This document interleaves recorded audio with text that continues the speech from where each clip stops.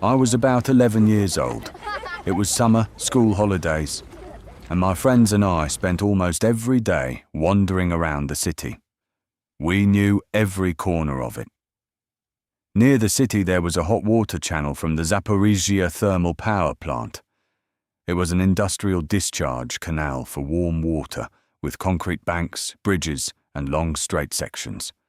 For us, it seemed like a normal place. But in reality, it was extremely dangerous. At the end of the channel there was a bridge and a section with powerful water outflow. The water there was so turbulent that anything caught in the current would be dragged down. We knew that all kinds of objects could end up at the bottom: bicycles, fishing rods, pieces of metal. And we came up with a dangerous game, diving down to retrieve them. One boy would stand on the bank and hold a rope. Another would dive into the current. The rope was tied around the diver's waist, and you had to go deep immediately. Otherwise, the current would simply push you back out. Until my turn, everything had gone fine for the others. They managed to pull up various metal objects from the bottom and said there was still more down there. And then, it was my turn. I tightened the rope, took a breath, and jumped into the hot channel. But I couldn't get deep enough. The current immediately grabbed me and started pulling me sharply downward and sideways. I didn't know that beneath the water, on the concrete slabs, there were bent metal hooks, and my rope got caught on one of them. I was suddenly stopped underwater.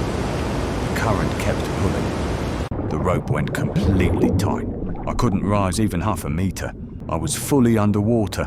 I could see the sun. I could see the sky. But it was all distorted through the water above me.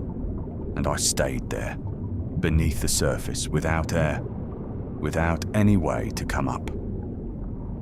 I started pulling on the rope with all my strength. But then I realized it was useless.